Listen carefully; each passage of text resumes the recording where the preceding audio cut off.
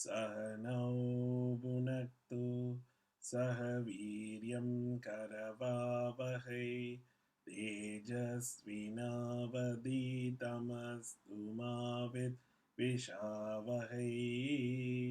Om Shanti Shanti Shanti.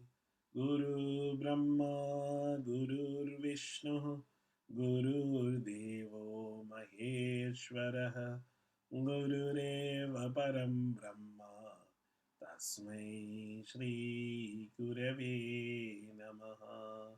Chinmayam Yapiyat Sarvam Trailogyam Sacharacharam Tadpadam Darshitam Yena Tasmai Shri Gurave Namaha.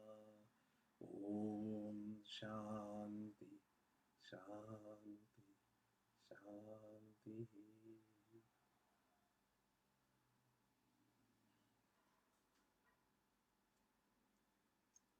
The Jivan Mukta looks exactly like the rest of us. Not necessarily that they have to wear orange robes or they look something different. They may be the most commonest person that we see. Any one of us sitting in this classroom can be a Jivan Mukta also. We won't know. Because Jivan Mukta is the most simplest person. Or he can be the most extravagant person. It doesn't matter. He can be a male, he can be a female. It makes absolutely no difference. He is the most commonest person. But the biggest difference is that the Jivan Mukta does all Jivan Mukta's duties. All the duties for that Jivan Mukta may be in household life, Jivan Mukta may be in sannyas life, Mukta may be in brahmacharya ashram. Whichever ashram they are in, Jivan Mukta is doing Jivan Mukta's duties. But duties not out of compulsion, duties out of love and joy, with cheerfulness. That is the difference between you and me and the Jivan Mukta, is because we do it because we're compelled to do it, or what to do, choiceless existence. We have to do it. But here he has choice and yet he does it out of joy and peace and wanting to do it for the welfare of totality. He understands why it needs to be done. He knows the bigger picture is known. You and I don't understand the bigger picture. So we think, Array, what is the use of this? Every day I have to do this. Every day I have to put up with this nonsense by these people. Every day I have to go and see that useless boss. Oh, every day, such a useless thing. Right? And never are we ever happy. But Jivan Mukta is ever happy. In any situation, Jivan Mukta is happy. Because Jivan Mukta is reveling in his own true self. Because he knows that his self alone is the happiness, the source of everything. Ever reveling in that, he plays with the world. As we already said, it's like he's playing a drama, playing a role in the drama. But it's not that he is faking the emotion. When he cares for you and he cries for you, it is out of that love only. So it's not like he's playing, actors is acting, show some emotion, but they're actually in the background, they know that it's just fake. This is not fake emotion. He is feeling that emotion with you, but yet he is not attached to it. He is ever free from it. So therefore, each one in the presence of Jivan Mukta, those of us who have spent time with Bujju Swamiji, Bujju Guruji, Gurudev, etc., when you are in their presence, you feel loved because they are personification of love. They are giving us that embrace. They are giving us that look. So therefore, Jivan Mukta is ever with us for our sake only. They have nothing to gain from this world, but yet they are with us to help us lift. So therefore, who really enjoys this world is the Jivan Mukta only. You and I have always got something to gain, and we're never in the present moment to enjoy anything. But he enjoys that present moment. Every moment is the present moment. And he truly enjoys this life. So therefore, if we really want to enjoy this world, we must become Jivan Mukta.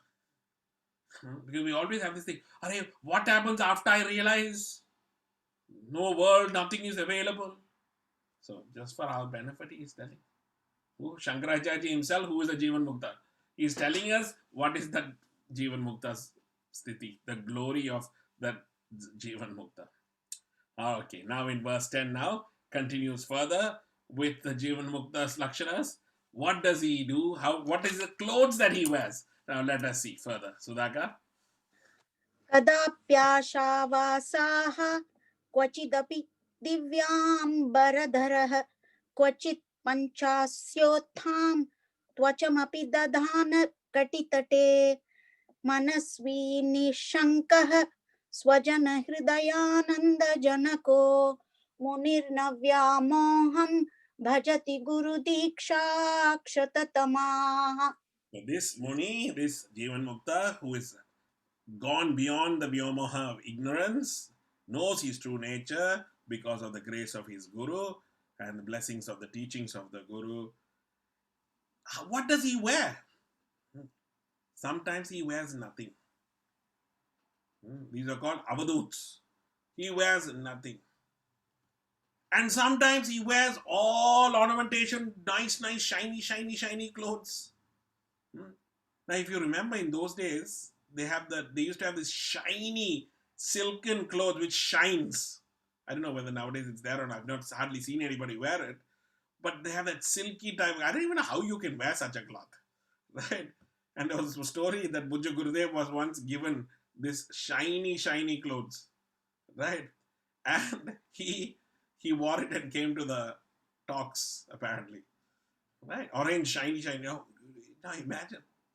Right? What people would have thought. But for him, it did not matter. Devotee has given out of love, okay. Right? So sometimes they wear, sometimes they don't wear anything. You see Ramana Maharshi, only one kopina he was walking around. And some people are there, they don't wear anything also. Right? So whether they wore clothes or they did not wear clothes, they had no body identification. They looked after the equipment given to them, but there was no body identification. What will people look at me? Will they say I'm handsome or ugly? It made no difference. If they have clothes, they wear. If they don't have, they don't wear. But why do we wear clothes? Is it only to cover ourselves or to look good? We think that by wearing clothes we will look good. But Gurudev says that the clothes we wear, the real clothes of this body is the skin. And he says we are gift wrapped filth. Why? All the fecal matter, the urine, everything sits inside us. The moment it comes outside, anybody wants to hold it or ayo, Swamiji, get rid of it. But as long as inside, oh, I love you so much, and you hug them. What are you hugging?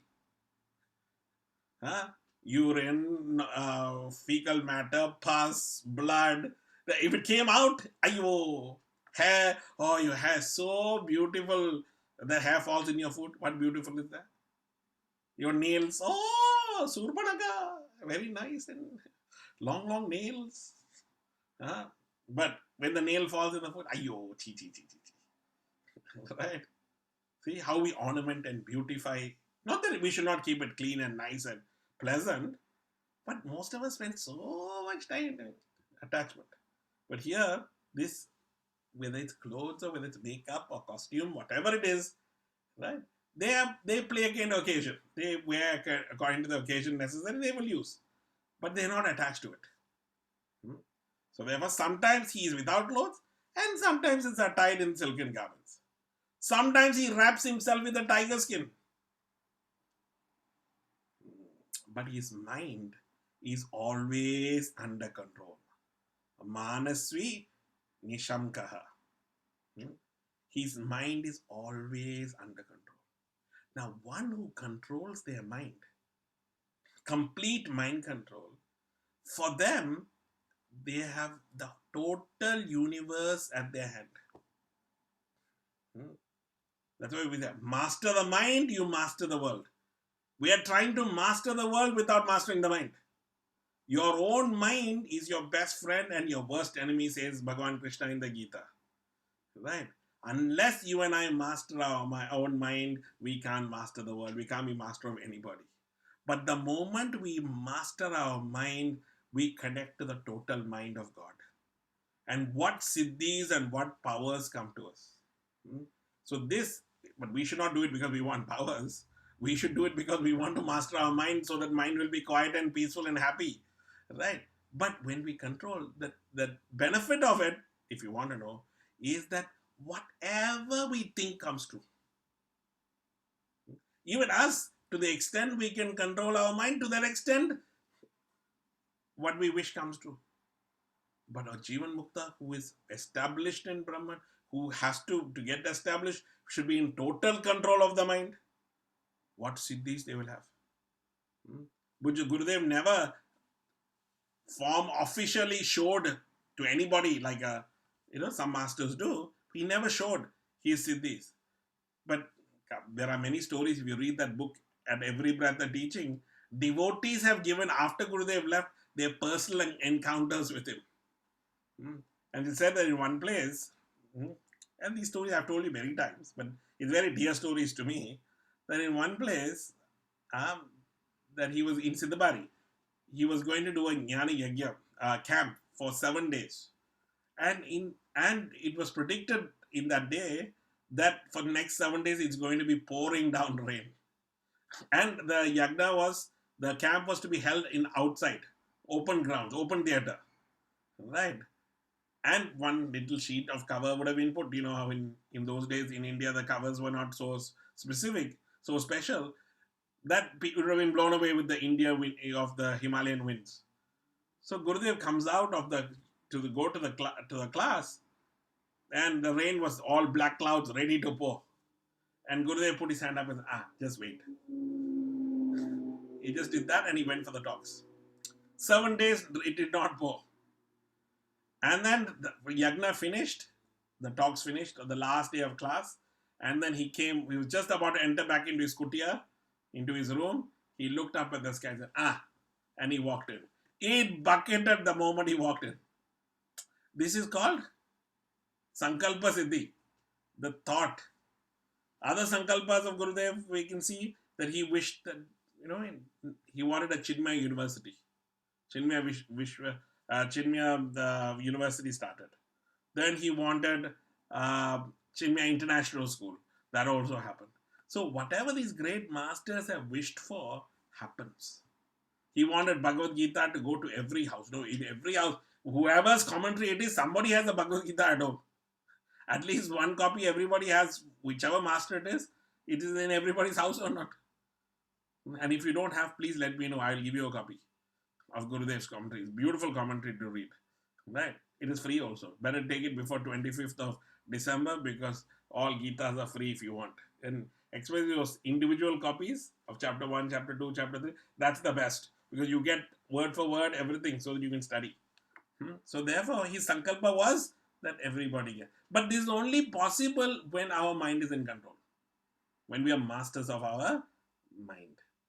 And this Jivan Mukta, he lives for the welfare of the devotees. And he lives fearlessly. It doesn't matter what the world has to say.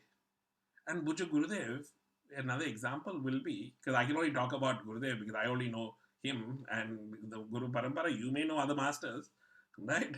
But Gurudev, in all his yagnas, it doesn't matter whether you are some high profile person or low profile person, whoever you may be, if it is wrong and what you're doing wrong, and it comes in his example, he will give.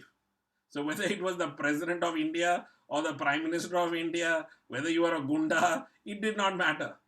And Gurudev, Yagnashalas used to be like 10,000, 20,000, 30,000 people. That's how full the crowd was. It used to be in open cricket grounds and stuff. So therefore he would openly give. Because why? His thing is, I am telling for the welfare of the people. But I have no fear. Why do we have fear in life? Because we feel that we will miss out on something, or something will go away from us or taken away from us. So we are always living on the edge that my happiness will go away or my happiness will not come to me. But who is that who truly can stay happy, who can truly be fearless, is one who knows the source as his own true nature. As Satchitan Ananda. I never die, I am always blissful, and I am all knowing consciousness. Therefore, nothing can happen to me. And such a person is fearless, and such a person only can do good for the world. Otherwise, there's always some selfish motive behind the action. So, if we really want to help the world, first become a Jivan Mukta. Of course, you can help him to get to that through your Karma Yoga, etc. But true service to the world happens only in that state of Jivan Mukta, because you have nothing to gain, you have nothing to lose. You're only there for the welfare of everybody and to delight everybody in that Brahman. So this is what we have to understand. So who is such a person? That sage whose ignorance has been dispelled by the teachings of his teacher, never gets deluded. And this is what great masters are. Okay, further let us continue. Verse number 11.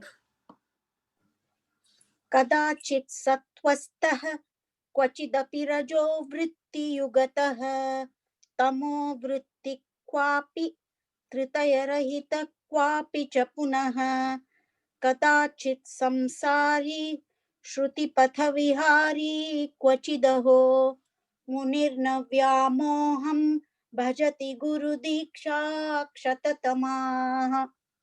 So what about this mind of the Jivan Mukta? Does he have a mind? Nah, never mind, Swamiji. Why are we talking about his mind? But if the instrument is not available, how does he function? How does he emote? How does he think? So obviously Jivan Mukta thinks, Jivan Mukta emotes, Jivan Mukta functions, just like we also do. And our mind is full of sattva, rajas and tamas, prompted by our vasanas. Hence the mood changes according to the situation, right? Constantly. Similarly, for them also, the mood will change. But their gunas do not compel them to act. They will have today sattvic time, rajasic mood, tamasic mood. But sattvic what? Sattvic means they like to be peaceful. So there will be times that they are peaceful. Peaceful means they're always peaceful, but there are times that they just be with no action. Rajas, they are constantly planning and designing how to create more ashrams and give more knowledge to the people. They're constantly thinking, planning, social service, etc. Right? So there's nothing wrong in doing that. And then tamas. Not tamas, laziness or inadvertence, etc. It is they take rest. When the body needs rest, they will take rest. When they need to do work, they will do work. When they have to sit quietly and silently and meditate and pray, they will do that. So sattvic, rajasic and tamasic, depending on the guna at play, they will use that for the welfare of the universe. But you and I get tossed by our sattva, rajas and tamas. One moment we are feeling sattvic, next moment just immediately we become rajasic, and then we become selfish, and then we lose all energy and we are exhausted. Right? This is what we are. Constantly yo-yoing around. But Jivan Mukta uses these gunas for the welfare of the world. And sometimes they are beyond the gunas also, in total samadhi. Right? So sometimes they appear like a samsari. Samsari means worldly person, doing everything like everybody else. Again, why are they like a samsari? Again, for the welfare of the world. The greatest master, Gurudev, if you see Gurudev, how we saw in the previous verses, in verse 3 and 4, we saw how they come and play with the children. At the same time, they can spend time with the president of the country also. Sometimes they can spend time with the ammas, the devis. Sometimes they spend time with the Teenagers, they can spend time with anybody because why? They act as though normal. They will play cricket, they will do all the things like a normal person. But remember, why are they doing it? So that they can engage and connect with all of us. So they are able to come down to our level to connect with us. So that from that they can slowly lift us to the higher. So sometimes they look like a normal, ordinary person. They watch a movie with us and they might start crying also. And they say, Swamiji is crying. Sometimes he might sing a tune, a Bollywood song, and dance with you. And you say, Swamiji is dancing with us. Right? But all of it is to help us connect so that we can lift. But they look like ordinary person, but they're not ordinary. We, based on our own vasanas and our own gunas, we look at them and judge them. But a Jivan Mukta is beyond all conditions. Whatever is required, they will do to help us lift. And sometimes they roam around in the streets of Vedanta. Here, Vedanta means they're reveling in that all the time. They're reveling in Vedanta. Sometimes they're talking to people with Vedanta in knowledge, etc. Right? Or they're roaming around sannyasis, right? As though they don't care about the rest of the world. They just roam. They go and sit in the mountain somewhere, right? Another way to understand this Shruti Partha Vihari is that Shruti means scriptures, right? Now, if they are functioning like a householder, then they will live by the Shrutis of how a householder should live. That there are rituals and things that they have to follow, they will follow that. So they be an example through that. And if they are upasakas, then they will follow the upasanas that are given in the scriptures. If they're Vedantis, they're living like sannyasis in their own way, right? So whatever it is that their stage of life, using that they function. So therefore, they are always supporting what the scriptures are showing for the different stages of life. So therefore, they never go away and against the scriptures. It is always said that Jivan Mukta is beyond scriptures, but Jivan Mukta at the same time is the custodian of scriptures. So therefore, whatever they do becomes scriptures, and whatever is written in the scriptures, they will do. But they're not compelled to do it, but it happens automatically because who wrote the scriptures? A Jivan Mukta only. So Jivan Mukta will follow Jivan Mukta. The same thing only, same knowledge only. So in this way, we have to understand.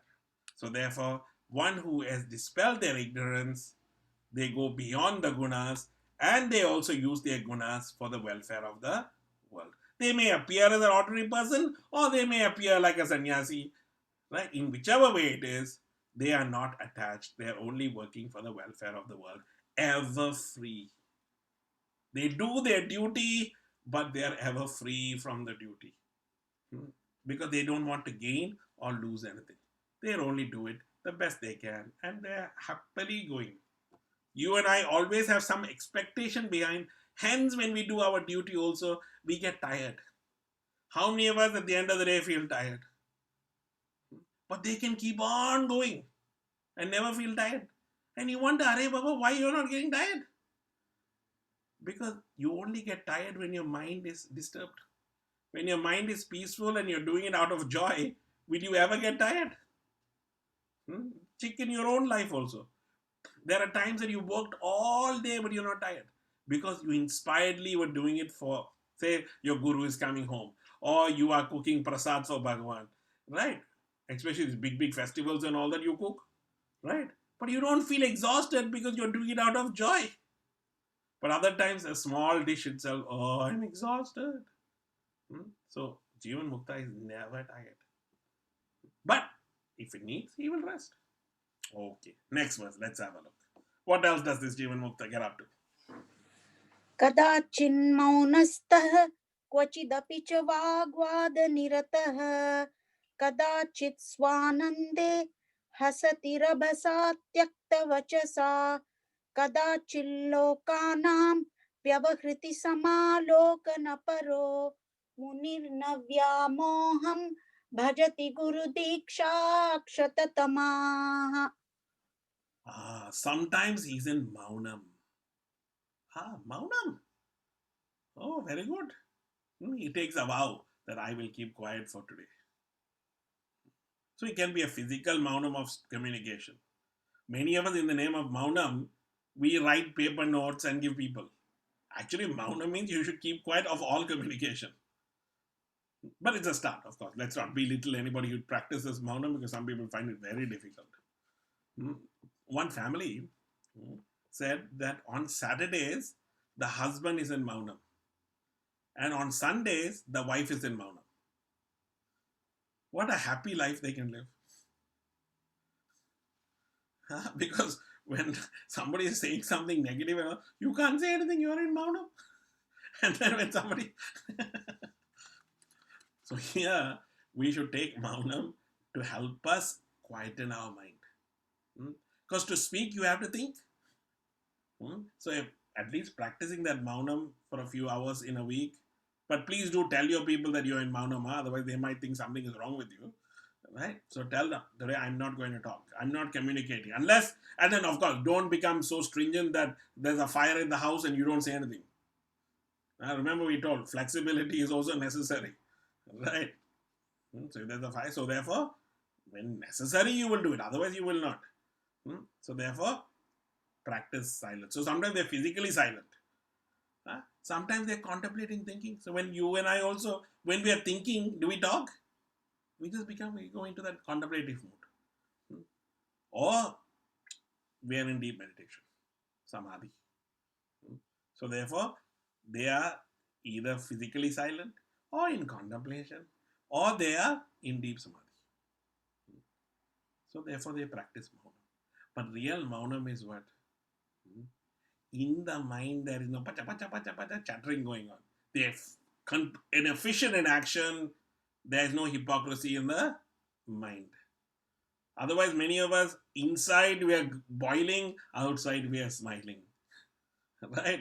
So it should not be like that. So, Maunam, what you see inside is what you see outside. What you see outside is what is inside. He's only there for the welfare of all of us, reveling in that bliss. And sometimes he's engaged in discussion. People want to discuss question answers. We will talk. No problem. But we have this crazy thought that sannyasis and these enlightened Jivan Muktas only talk about God. But we don't understand that they can talk about anything. So we can't block them and say, you can only talk about Brahman and Bhagavan, you can't talk about anything else. No, it is not like that. We have many, as householders, as samsaris, we all have this question. We have some problem, something we need to get help with. So then they will help us or not. Obviously, the master is there for enlightenment, to give us the highest knowledge. But if we have some question or some problem, we should go to them or not. Right? They are the ones who have got nothing to gain from us. At least we can feel safe. I can tell them, I've got $100,000. I don't know what to do with it. Right? You go and tell somebody you know, oh, you have $100,000. Okay, how can I milk the cow? Right? So they don't want anything from you. So therefore, they can engage in any type of discussion for the welfare of the people. Of course, the greatest discussion is to realize the truth, make us all realize. So therefore, we need to ask them those type of questions. But if we ask other questions, they will answer. There are politics also. Will Trump finally give up and get Biden to take the thing? Will coronavirus end health issues? Swamiji, I've got a back pain. What treatment I should take? My child wants to go to, I want to put them in school. Should I send them to international school or should I do all type of questions people can? Swamiji, can you find a girl for my son or daughter for my girl? Whatever. Marriage. Swamiji, can you find? All type of questions people ask. And they will entertain. Why? Because for the welfare of them and to uplift them. Sometimes he laughs aloud with no reason. Have you seen these babies? They are the best, I tell you. Huh?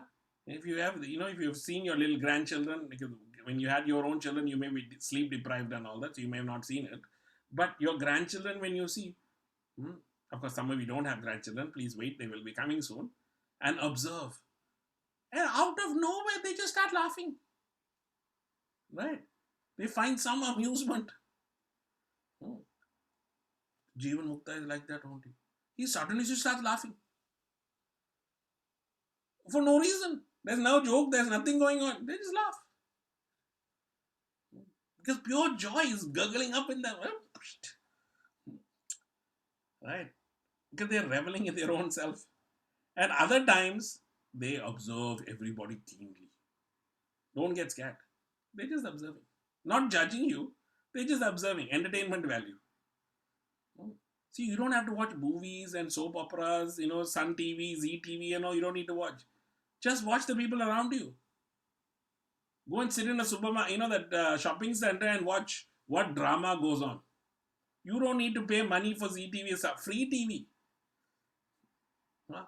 Watch your own mind. What a soap opera it is between the mind and intellect.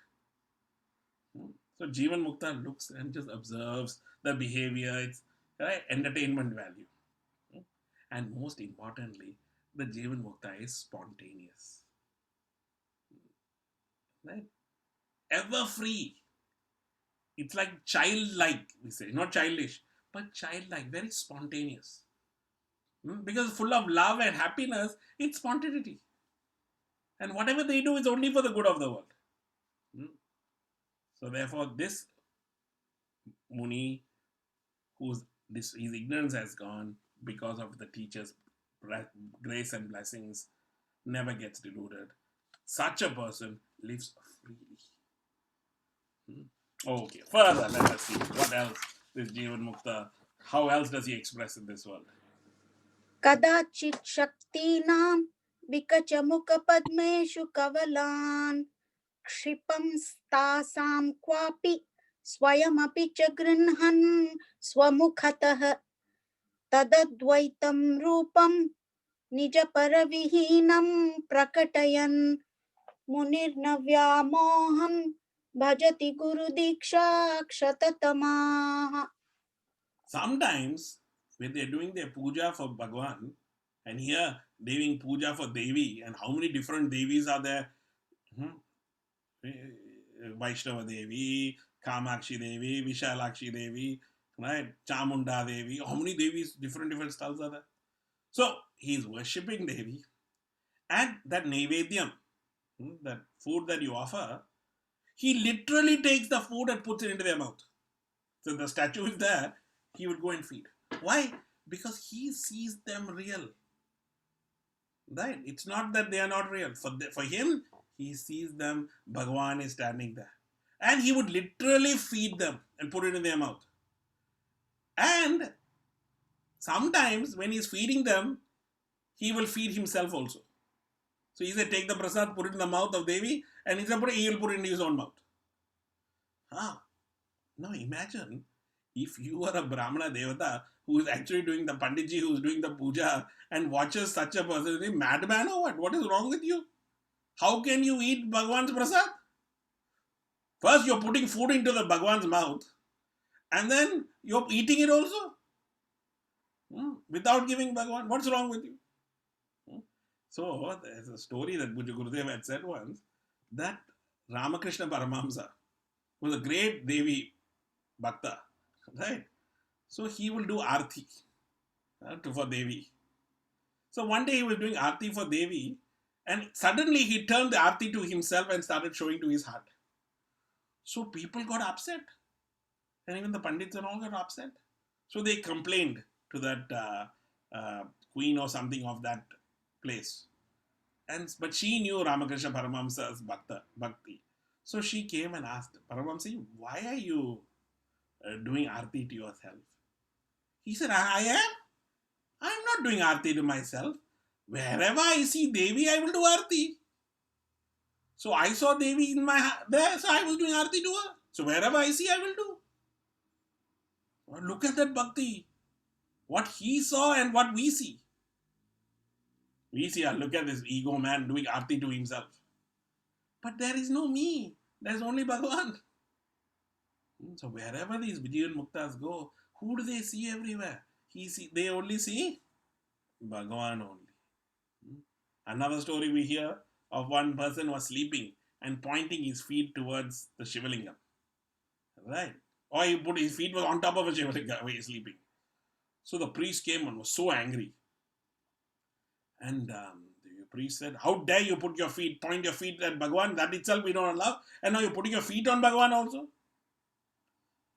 So then, no, he wasn't putting his feet on Bhagavan, he was pointing his feet only. So then the Sadhuji said, "Can you please move my leg? I'm a bit tired." So the man moved the feet. And wherever he moved the feet, there was Shivalinga was appearing there. So he moved him all around, all Shivalingas appeared all around him. Then the Panditji realized that this is not a normal person. This is Bhagavan only is appearing as Jivan Mukta. So therefore, sometimes he feeds the open lotus mouth of the various goddesses and sometimes his own. He remains reveling in his own non-dual nature, which is free from ideas of oneness and otherness. There is no you and there is no me. Everything is that one truth only. He sees himself in everything. He sees everything in himself only. Why? Because he has no ignorance. It has been dispelled by these teachings of his Guru, which has removed his delusions and has shown him that true oneness, and that one alone is everything. Further, let us see. What does Jivanmukta do? Verse 14. क्वचित् शैवैः सार्धं क्वचिदपि च शाक्तैः सह रमन् कदा विष्णोर्भक्तैः क्वचिदपि च सौरैः सह वसन् कदाचित् गाणैर्गतसकलभेदोद्वयतया मुनिर्न व्यामोहं भजति गुरुदीक्षाक्षततमा.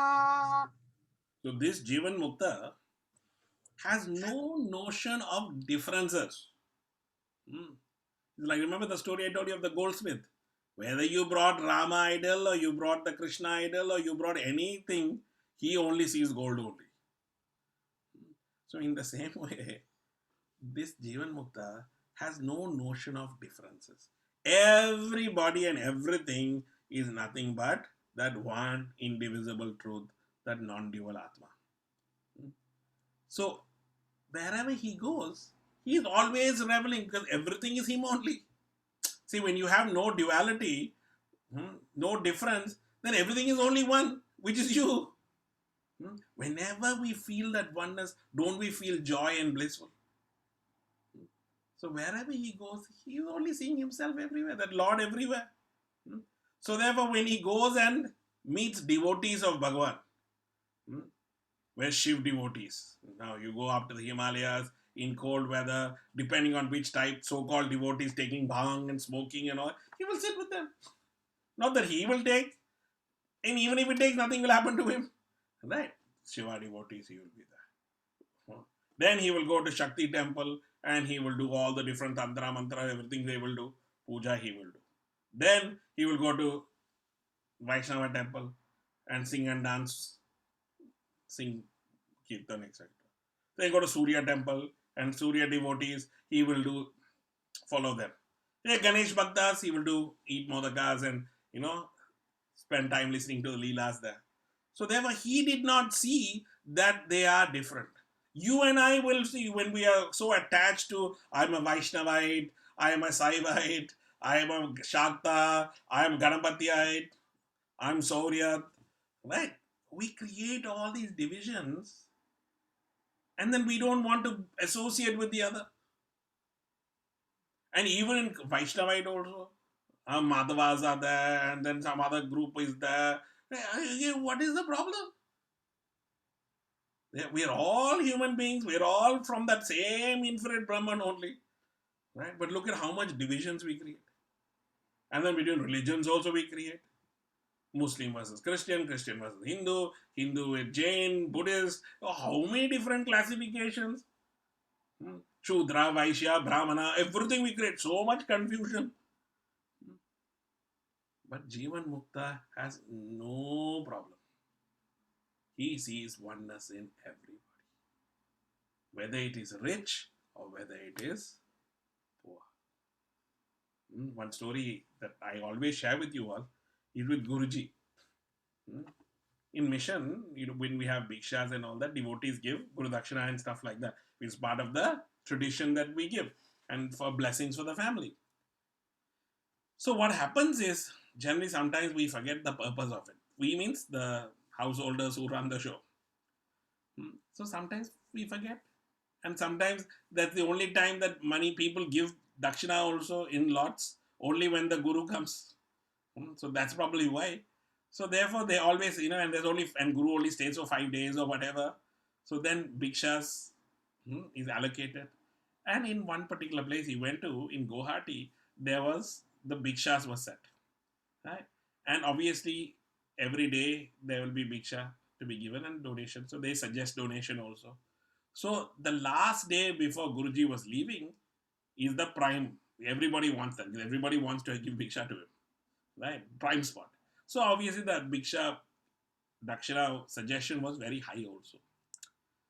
So obviously people all take up quickly. They take up the ones close by. Will close up. Will take up all the bhikshas to give, and it's a great punya to give sannyasi bhiksha and Jivan Muktas like that to give. So all was taken except the last one, the high price, high dakshina suggestion. So nobody took up. And the brahmachari was there. He was feeling that, that play, it'll be nice to give uh, bhiksha to one of the sevaks, young boys, who has been serving so much, unnoticed, appreciated. But it'll be nice to give him. So brahmachari was thinking like that, but he dare not say anything because obviously this is their way to raise funds to run the ashram and all that. So he kept quiet. But he thought, he said, Bhagavan, whatever you decide, but it'll be nice. So Guruji arrives that day, and then Guruji looks at the list of where the bhikshas are, where he has to go. So Guruji can plan in his mind what is the requirements. Because we have committee meetings, all these different meetings, Balviyar is meeting, Ada Devi group is meeting, and some of you have met Guruji like that also, no? Right? So he was looking at the plan. Then he said, why this bhiksha is missing? So Brahmachari said, Guruji, we haven't filled up that position. So he looked at the Brahmachari. It is your responsibility to fill up before I come. Huh? You could put anybody's name there. Why you haven't put? And he said, but Guruji, anybody's name, they may not be able to afford to give the suggested dakshina. How does it matter? If you feel somebody deserves, put it there. So Guruji, he said, Guruji, this boy, yeah, put his name down. Right. So now once Guruji says, nobody can say anything. Right. So now Bhiksha had last day, everything, and then Bhiksha. So Guruji was taken to this place, and when Guruji went to this place, he has to go through the car is parked, and he has to walk through the slums to get to the other side, or it'll be another half an hour drive. So Guruji said, no, I'm getting off here.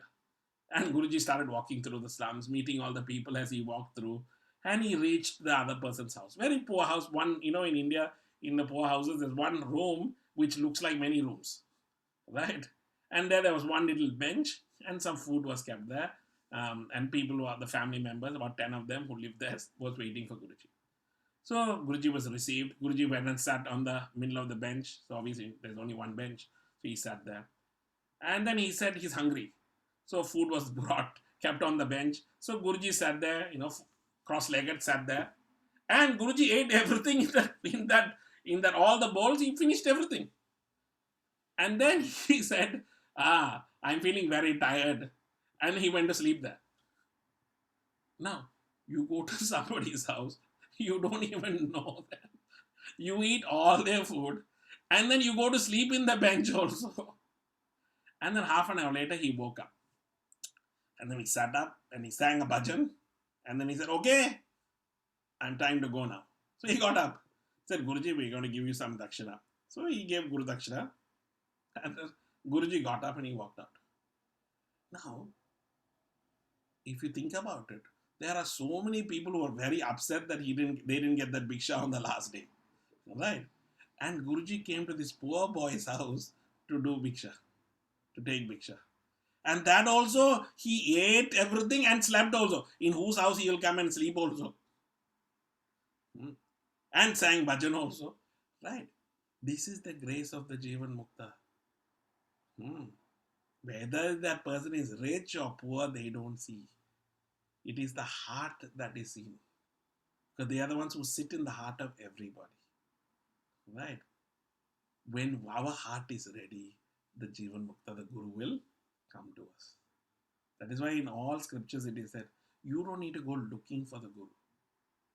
When you are ready, the Guru will come. And you will know that is my Guru. So this is that beauty of Jivan Mukta. He doesn't, whether you're a Shiva devotee or a Shakti devotee or a Vishnu devotee or a Surya devotee or a Ganesh devotee, whoever you may be, they see that oneness and they love you equally as everybody. There is no fighting, there is no argument.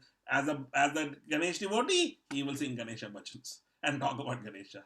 If he is a Shiva devotee, he will talk about Lord Shiva. Right? There is no distinction, one is greater than the other, because he knows that everything is that one truth only. And in this way, there is no confusion, there is no um, division. They bring everybody together. Those of you who know the story of Shirdi Sai Baba, how Muslim and Hindu connection, right? When Gurudev came to Australia, they asked him, Swami, have you come to convert more of us to Hinduism? He said, no, I've got plenty back home. I don't need to convert anybody. I want you to become a Christian to become better Christian, a Muslim to become better Muslim, a Hindu to become a better Hindu, a Buddhist to become a better Buddhist. That's why I'm here. They are not here for all this conversion. Only small people with small minds only want to create conversion and all that. But that is not what their purpose. Their purpose is to lift us to Brahman, that one infinite truth. Okay, further we continue. Verse number 15. निराकारं क्वापि क्वचिदपि च साकारममलं निजं शैवं रूपं विविधगुणभेदेन बहुधा कदाश्चर्यं पश्यन् किमिदमिति हृष्यन्नपि कदा मुनिर्न व्यामोहं भजति गुरुदीक्षाक्षततमाः. This Jivan Mukta, in his heart, he knows that everything is Brahman, that formless infinite truth. But when he opens his eyes, all of these forms is nothing but that Brahman in expression. Everything is his Lord everywhere. Whether it is the smallest child or the oldest person, whether it is a beggar or whether it's a rich person, whoever it may be, everything for him through his eyes is that Brahman, Saguna Brahman, appearing there. So for him, it is a joy to see the Lord out there, and when he closes his eyes, he sees the Lord in his true nature. Everything is nothing but the Lord. But for him, it's a great ascharyam. It's a great wonder. What is this great wonder? That formless infinite truth appears to become this form of all the names and forms. So how is this? It's a beautiful wonder, right? Formless, infinite appears as this entire finite creation. And how many varieties? And in how many shapes and forms? How much different qualities and vasanas? He looks and he says, he is in wonder. And wonder is an experience without any rational explanation. That's what a wonder is. If you can explain it, there's no wonder. When you're in real wonder, you go, that's the wonder. The greatest wonder is Bhagavan's creation. Even though he is formless, infinite, has taken on this entire creation as his form. Everything is nothing but him. So it is a great wonder. That perfect and complete, infinite, all-pervasive, one without a second Brahman becomes all of this. All these appearances. Right? Is it not a wonder? And Tulsidas ji says, and in Tulsidas he explains this. He says what? In a beautiful, calm, serene lake is Nirguna Brahman. And in that, a beautiful lotus comes out. Nice pink, purple lotus stands out there. And he says, that lotus is Saguna Brahman. In that Nirguna Brahman, Saguna Brahman appears. What a beautiful experience it is. Hmm? Now, if only you can experience this, and most of you have experienced this, when you have given birth to your child, from you came this beautiful baby. Hmm? What a wonder it is. Hmm? I'm sure all mothers have wondered. Wow. And what a great wonder. Through that pain, you gave birth to that baby, but the moment the baby is there, you forgot the pain. Hmm. What a joy to look at that bundle. It's nothing but you. So that Jivan Mukta, who is Brahman, Nirguna Brahman, sees the Saguna Brahman and he wonders, where did this come? What a wonder. Like we wonder, no? Where did the first Vasana come from? When he's perfect and complete, one without absolute bliss and perfect. Where did this first Vasana come from? How can this infinite knowledge become ignorant? It's a wonder or not? Hmm. So what a wonder. Sometimes he exclaims this wonder and joy at his own auspicious nature, which though formless still has a form depending on various conditionings. But the sage whose ignorance has been dispelled by the teachings of his teacher never gets deluded. He wonders, but he knows that he's Brahman. Never gets deluded. In all circumstances, he may play, he may talk to children, he may play games, he may talk to ladies, he may eat food, he may taste this, he may do, but never gets deluded because he's established in his own true self because of the grace of the teachings of his Guru. Further, he continues. कदा द्वैतं पश्यन् अखिलमपि सत्यं शिवमयं महावाक्यार्थानाम् अवगतसमभ्यासवशतः गतद्वैताभावः शिव शिव शिवेत्येव विलपन् मुनिर्न व्यामोहं भजति गुरुदीक्षाक्षततमाः. So, how did this Jivan Mukta get to this state? He perceives this dualistic world. But how did he get to this dualistic? We all face this dualistic world. But how? Due to his practice of meditation on Mahavakyas. Now, how many Mahavakyas we all know? Most of us will put our hand and say there are 4 Mahavakyas. Aham Brahmasmi, Tattvamasi, Ayam Atma Brahma, Prajnanam Brahma. But would you believe that every word that is spoken in the scripture is a Mahavakya only? Anything that is going to take us to Brahman is a Mahavakya. Right? So therefore, one who has studied the scriptures, who's reflected on the scriptures. So Shravanam, listening to the Guru. Mananam, reflecting and sharing our doubts, our discussion, having a discussion, reflecting. And then Nididhyasanam, practicing it.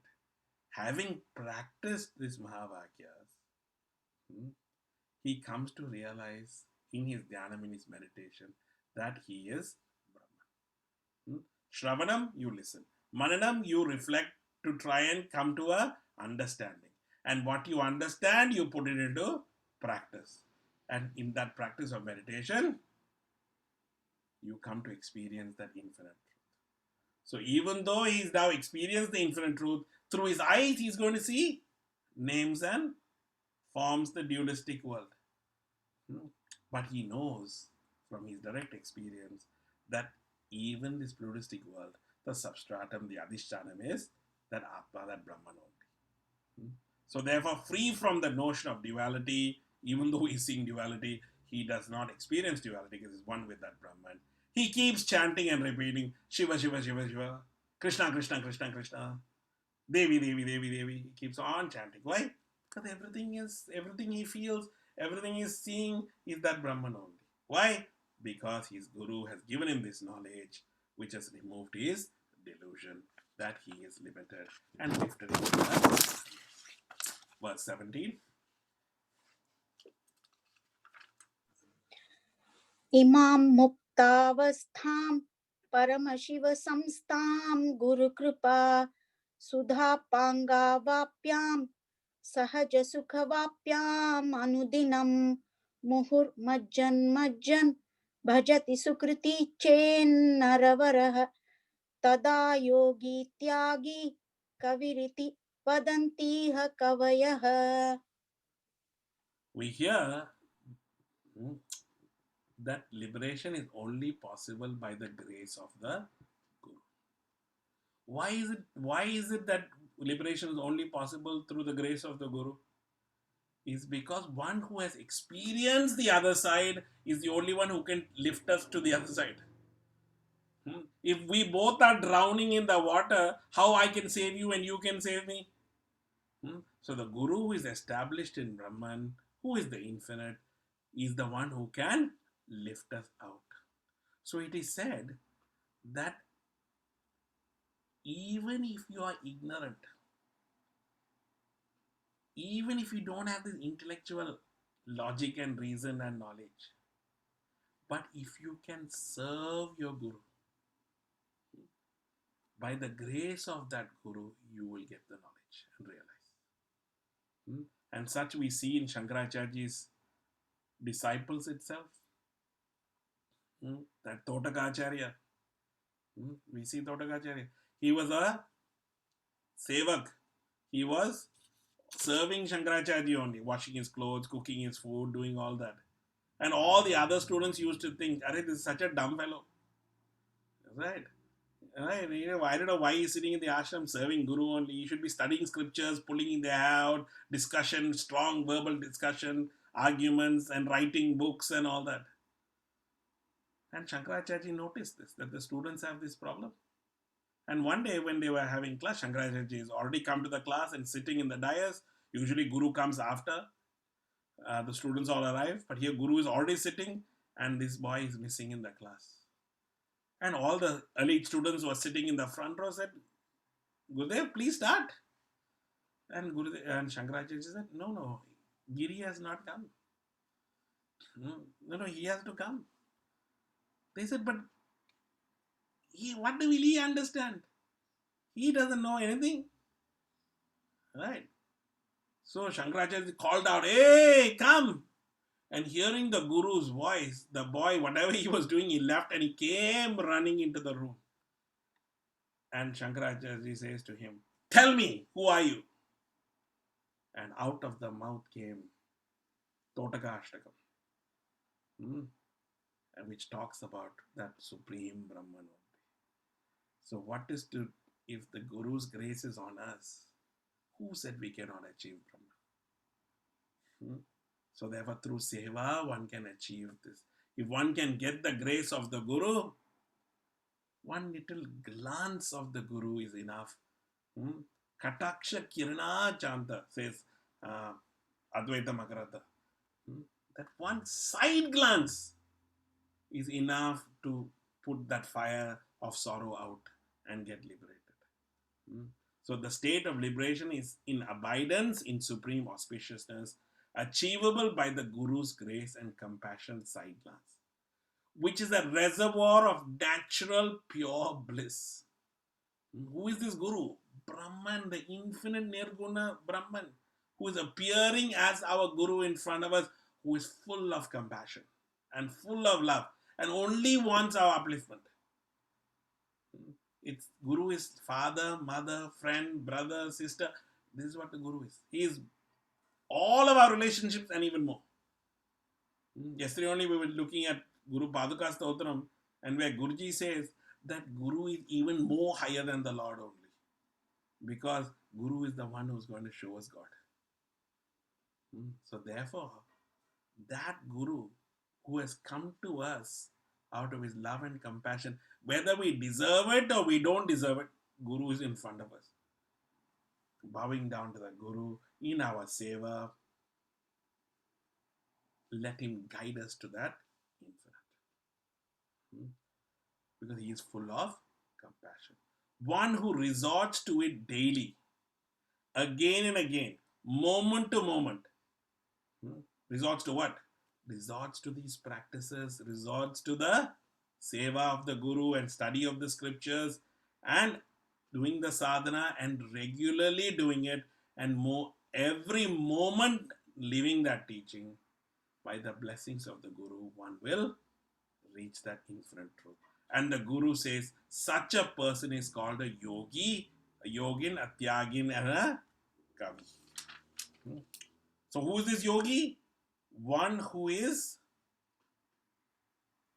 lifted his mind, united with that infinite truth.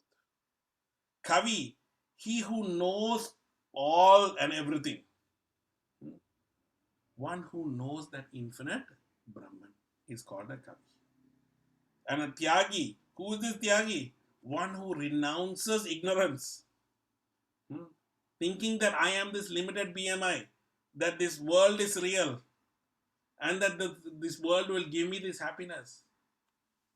Tyagin, who has renounced this, who unites with the higher, and who knows that I am this infinite truth.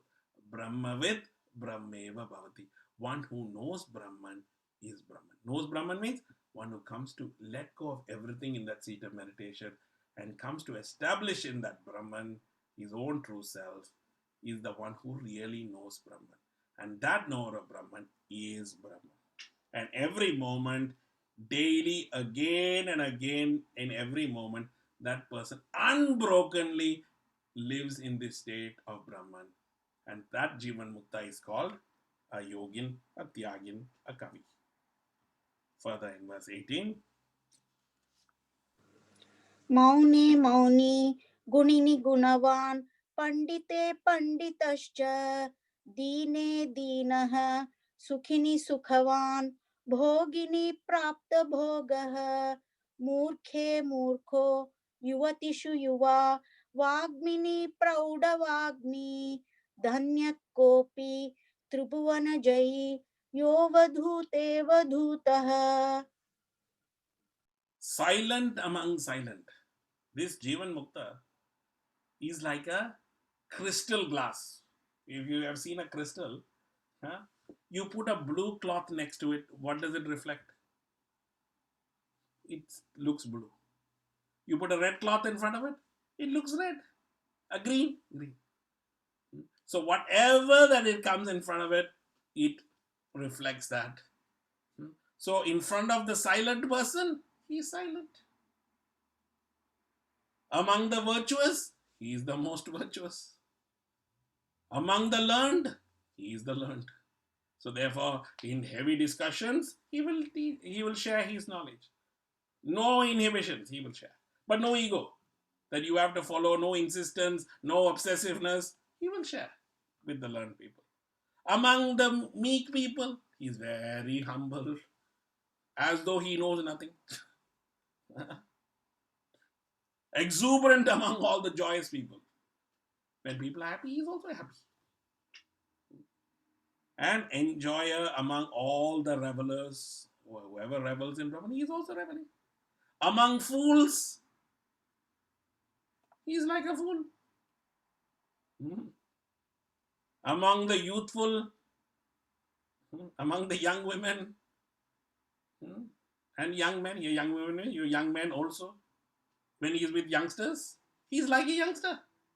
Ever youthful. Talking in their language, doing things in their language. Right? Because why? He is just reflecting. Eloquent among all orators. The best speakers. Indeed, the monarch of the three worlds. Blessed is this Avadut among Avaduts. So we, coming in contact with these Jivan Muktas, who are unaffected by anything, but yet appearing for our benefit. What a great blessing it is for us to have this. What a great blessing to have such a Avadut Jivan Mukta in all our lives. There are many, many Mahapurushas that we know of and we don't know of. At least Bujju Gurudev, Bujju Guruji, Bujju Swamiji, we are so aware of what they have done and what they are doing that we can understand that they are Jivan Mukta Purushas. So if we have the opportunity to serve such great masters who are alive, what a great blessing it is. What a great purification it is. Because we saw by their mere grace, we are able to lift ourselves to that. At least we can get a glimpse of what that Brahmananda is. Just by merely serving them and spending time with them. But if we seriously and truly practice what they have taught us and we lived it, by their grace, we will also become a Jivan Mukta. Indeed, we are so blessed and we should feel blessed that we have been able to, and all of us sitting in this classroom, we should be so blessed that we have the opportunity to study the scriptures together. That itself is Bhagavan's grace only, Guru's grace only, Bhagavan's grace only. And that we are able to attend ladies' retreat. Now, how much duties you all have at home, how much people depend on you all. But yet you can take time off to come and study. That itself shows that Bhagavan's grace is on us. And then, having got the opportunity, you took time off to study it, to reflect on it, listen to it. And after going back, you put it into practice. Whatever you've understood is indeed a blessing. So feel blessed in your heart. Don't think that when somebody asks you, when will you realize, or maybe another lifetime or two, why you are thinking like that? The mere fact that you and I are here sitting together means Bhagavan's grace is there and Gurudev's blessings and Guru Parampara's blessings are with us. Liberation is only around the corner. I remember that story of Dhruva. I always tell the story of Dhruva. That Dhruva, he was so single pointed that he has to meet Bhagavan. This 5-year-old boy. Narad Muni comes in front of him. And Narad Muni says, little boy, where are you going? He said, I'm going to see Bhagavan. Narad Muni said, where are you going to see him? He said, I don't know. But I want to meet him. So I'm walking. Somewhere I will see Bhagavan. And the boy started walking. Narad Muni said, wait. Where are you going? And how come you're more confident now? And the little boy said, Narad Muni, if a great saint can come in front of me, means a guru has come in front of me, that means Bhagavan is around the corner only. It's like when the sun is going to rise, the sun ray comes first or not? So you are the sun ray. That means Bhagavan, the sun is behind. So in the same way, when the saints and sages have come into our life, Bujju Gurudev has come into our life, great masters have come into our life, Bhagavan is just around the corner. Moksha is around the corner only. So therefore, don't give up that a next life. In this life only. Make the best use of it. And by the grace of Gurudev, the grace of Bhagavan and the Parampara, may we strive to become this Jivan Mukta. And we invoke that grace of Bhagavan, that he blesses us. We ask Gurudev to shine through our heart, remove our ignorance, and help us to become this Jivan Mukta. Om Purnamada Purnamidam Purnat Purnamudachyate Purnasya Purnamadaya Purnameva Vashishyate. Om Shanti Shanti Shanti. Hari Om Shri Gurubhyo Namaha. Hari Om. So therefore, take the opportunity to keep on studying your scriptures. Only through this knowledge, only through this devotion to the Guru and seva to the Guru and gaining this knowledge, we are able to purify, go beyond the avidya kama karma and establish in Brahman. By God and Guru, we can. So all love and blessings and wishes, we pray and blessings. And may we all realize and become Jivan.